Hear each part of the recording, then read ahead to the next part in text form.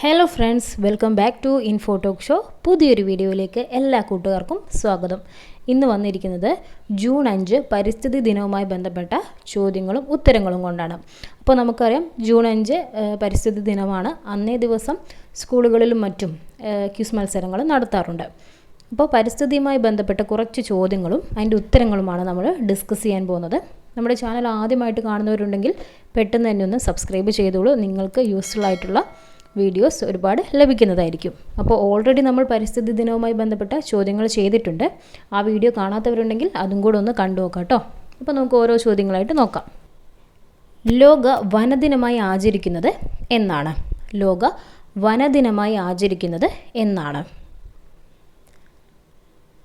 ഉത്തരം വരുന്നത് മാർച്ച് 21. ലോക വനദിനമായി ആചരിക്കുന്നത് മാർച്ച് 21-നാണ്. അടുത്ത ചോദ്യം, ലോക ജലദിനമായി ആചരിക്കുന്നത് എന്നാണ്? ലോക ജലദിനമായി ആചരിക്കുന്നത് എന്നാണ്? ഉത്തരം മാർച്ച് 22. ലോക ജലദിനം മാർച്ച് 22-ആണ്. അപ്പോൾ മാർച്ച് 21 വനദിനവും മാർച്ച് 22 ജലദിനവുമാണ്. അടുത്ത നോക്കിക്കോളൂ, ഭൂമി ദിനം എന്നാണ് ആചരിക്കുന്നത്? Earth day. ഭൂമി ദിനം എന്നാണ് ആചരിക്കുന്നത്?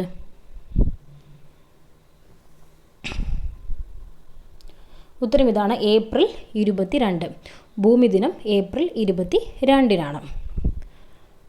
അടുത്ത ചോദ്യം നോക്കാം. ഇന്ത്യൻ ഹരിത വിപ്ലവത്തിൻ്റെ പിതാവ് എന്നറിയപ്പെടുന്നത് ആര്? ഇന്ത്യൻ ഹരിത വിപ്ലവത്തിൻ്റെ പിതാവ് എന്നറിയപ്പെടുന്നത് ആര്? ഉത്തരം വരുന്നത് MS സ്വാമിനാഥൻ. ഇന്ത്യൻ ഹരിത വിപ്ലവത്തിൻ്റെ പിതാവ് എന്നറിയപ്പെടുന്നത് MS സ്വാമിനാഥൻ. അടുത്ത ചോദ്യത്തിലേക്ക് കടക്കാം. ആധുനിക പരിസ്ഥിതി പ്രസ്ഥാനത്തിൻ്റെ മാതാവ് എന്നറിയപ്പെടുന്നത് ആര്? ആധുനിക പരിസ്ഥിതി പ്രസ്ഥാനത്തിൻ്റെ മാതാവ് എന്നറിയപ്പെടുന്നത് ആരാണ്? ഉത്തരം വരുന്നത് റേച്ചൽ കഴ്സൺ. ആധുനിക പരിസ്ഥിതി പ്രസ്ഥാനത്തിൻ്റെ മാതാവ് എന്നറിയപ്പെടുന്നത് റേച്ചൽ കഴ്സൺ. അടുത്ത ചോദ്യം, നിശബ്ദ വസന്തം എന്ന വിഖ്യാതമായ പരിസ്ഥിതി ഗ്രന്ഥം രചിച്ചതാര്? നിശബ്ദ വസന്തം എന്ന വിഖ്യാതമായ പരിസ്ഥിതി ഗ്രന്ഥം രചിച്ചത് ആരാണ്? ഉത്തരം നോക്കിക്കോളൂ, റേച്ചൽ കഴ്സൺ ആണ്. നിശബ്ദ വസന്തം എന്ന വിഖ്യാതമായ പരിസ്ഥിതി ഗ്രന്ഥം രചിച്ചിരിക്കുന്നത് റേച്ചൽ കഴ്സൺ. അപ്പോൾ ആധുനിക പരിസ്ഥിതി പ്രസ്ഥാനത്തിൻ്റെ മാതാവ് എന്നറിയപ്പെടുന്നതും റേച്ചൽ കഴ്സൺ ആണ്. നിശബ്ദ വസന്തം എന്ന വിഖ്യാതമായ പരിസ്ഥിതി ഗ്രന്ഥം രചിച്ചതും റേച്ചൽ കഴ്സൺ ആണ്. മറന്നുപോകരുത്. നമുക്കിനി അടുത്ത ചോദ്യത്തിലേക്ക് കടക്കാം. ഭൂമിയിലെ എല്ലാ ജീവജാലങ്ങളും ഉൾപ്പെടുന്ന മേഖല ഏത് പേരിൽ അറിയപ്പെടുന്നു? ശ്രദ്ധിക്കൂ, ഭൂമിയിലെ എല്ലാ ജീവജാലങ്ങളും ഉൾപ്പെടുന്ന മേഖല ഏത് പേരിലാണ് അറിയപ്പെടുന്നത്?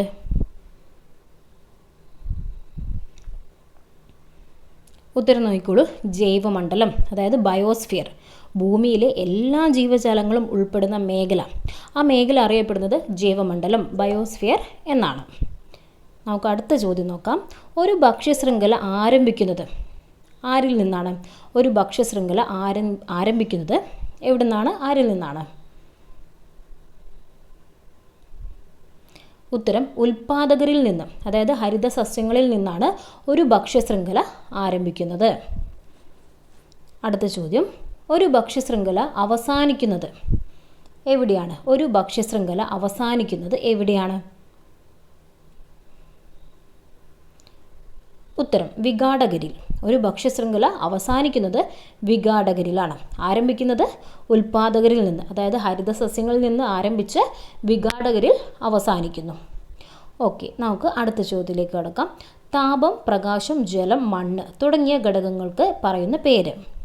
താപം, പ്രകാശം, ജലം, മണ്ണ് തുടങ്ങിയ ഘടകങ്ങൾക്ക് പറയുന്ന പേരെന്താണ്?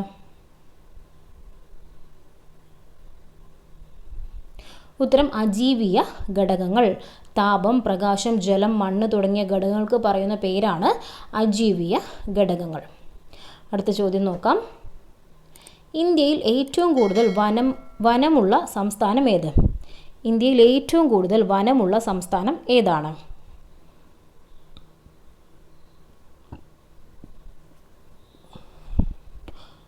ഉത്തരം നോക്കിക്കോളൂ, മധ്യപ്രദേശ്. ഇന്ത്യയിൽ ഏറ്റവും കൂടുതൽ വനമുള്ള സംസ്ഥാനമാണ് മധ്യപ്രദേശ്. ഓർത്തിരിക്കുക, ഇന്ത്യയിൽ ഏറ്റവും കൂടുതൽ വനമുള്ളത് എവിടെയാണ്? മധ്യപ്രദേശിലാണ്. അടുത്തത്, കേരളത്തിലെ കിഴക്കോട്ടൊഴുകുന്ന നദികളിൽ ഏറ്റവും വലുത്. കേരളത്തിലെ കിഴക്കോട്ടൊഴുകുന്ന നദികളിൽ ഏറ്റവും വലുത് ഏത് നദിയാണ്?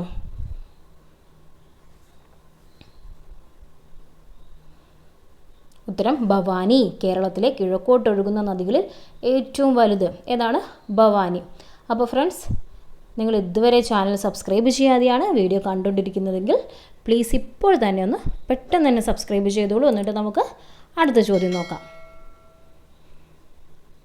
ഓക്കെ, ഇനി നമുക്ക് അടുത്ത ചോദ്യത്തിലേക്ക് കടക്കാം.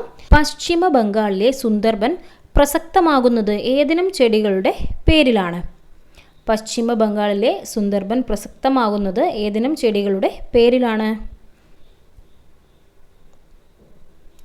ഉത്തരം ഇതാണ്, കണ്ടൽ ചെടികൾ. അടുത്ത ചോദ്യത്തിലേക്ക് കടക്കാം. ഇന്ത്യയിലെ ആദ്യ ജല മ്യൂസിയം എവിടെയാണ്?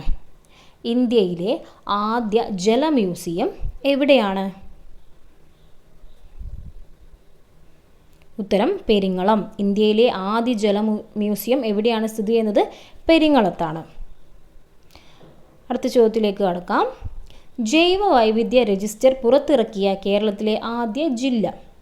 ജൈവ വൈവിധ്യ രജിസ്റ്റർ പുറത്തിറക്കിയ കേരളത്തിലെ ആദ്യ ജില്ല.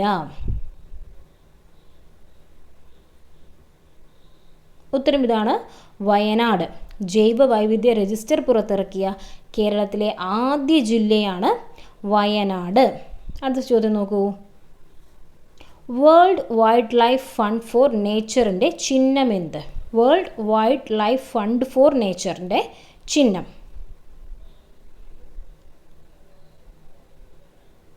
ഉത്തരം ഭീമൻ panda. World wildlife fund for നേച്ചറിൻ്റെ ചിഹ്നം എന്താണ്? ഭീമൻ പാണ്ടയാണ്. അടുത്തത്, ലോക തണ്ണീർത്തട ദിനം എന്നാണ്? ലോക തണ്ണീർത്തട ദിനം എന്നാണ്?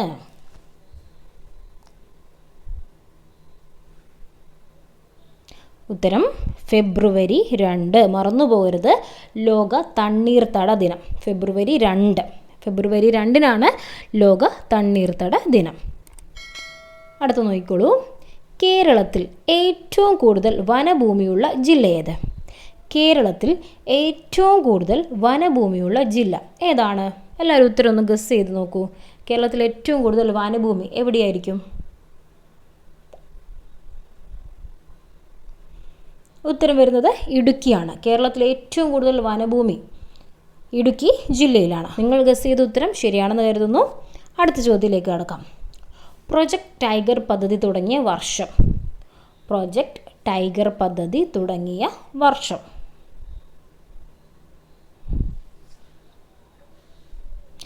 ഉത്തരം വരുന്നത് 1973. പ്രൊജക്റ്റ് ടൈഗർ പദ്ധതി തുടങ്ങിയ വർഷം ഏതാണ്? 1973. എല്ലാവരും ഓർത്തിരിക്കുക, പ്രൊജക്റ്റ് ടൈഗർ പദ്ധതി തുടങ്ങിയിരിക്കുന്നത് 1973. അടുത്ത ചോദ്യം. വേപ്പെണ്ണയുടെ വിദേശ പേറ്റന്റിനെതിരെ പൊരുതി ജയിച്ച പരിസ്ഥിതി പ്രവർത്തക. വേപ്പെണ്ണയുടെ വിദേശ പേറ്റന്റിനെതിരെ പൊരുതി ജയിച്ച പരിസ്ഥിതി പ്രവർത്തക ആരാണ്? ഉത്തരം നോക്കൂ, വന്ദന ശിവ. വേപ്പെണ്ണയുടെ വിദേശ പേറ്റന്റിനെതിരെ പൊരുതി ജയിച്ച പരിസ്ഥിതി പ്രവർത്തകയാണ് വന്ദന ശിവ. അടുത്ത ചോദ്യം. ചിന്നാർ സംരക്ഷണ മേഖല ഏത് ജില്ലയിലാണ്? ചിന്നാർ സംരക്ഷണ മേഖല ഏത് ജില്ലയിലാണ്? ഉത്തരം ഇടുക്കി. ചിന്നാർ സംരക്ഷണ മേഖല ഏത് ജില്ലയിലാണ്? ഇടുക്കി ജില്ലയിലാണ്. അപ്പോൾ ഫ്രണ്ട്സ്, നമ്മൾ ഇത്രയും നേരം ഡിസ്കസ് ചെയ്ത എല്ലാ ചോദ്യങ്ങളും നിങ്ങൾക്ക് കറക്റ്റായി മനസ്സിലാക്കാൻ സാധിച്ചു എന്ന് കരുതുന്നു. അപ്പോൾ ഈ ഒരു വീഡിയോയിൽ നിന്ന് തന്നെ ഒരു ചോദ്യം നിങ്ങളോട് ചോദിക്കുകയാണ്. അപ്പോൾ ആ ചോദ്യത്തിൻ്റെ ഉത്തരം എല്ലാവരും നമ്മുടെ കമൻറ്റ് ബോക്സിൽ രേഖപ്പെടുത്തുക. ഒപ്പം നിങ്ങളുടെ പേരും കൂടെ ആഡ് ചെയ്യുക. എത്ര പേർ കറക്റ്റായി വീഡിയോ ശ്രദ്ധിച്ചു, അല്ലെങ്കിൽ എത്ര പേർക്ക് പെട്ടെന്ന് തന്നെ ഓരോ ആൻസറും ക്യാച്ച് ചെയ്യാൻ പറ്റിയെന്ന് നമുക്ക് നോക്കാം. അപ്പോൾ ചോദ്യം ഇതാണ്.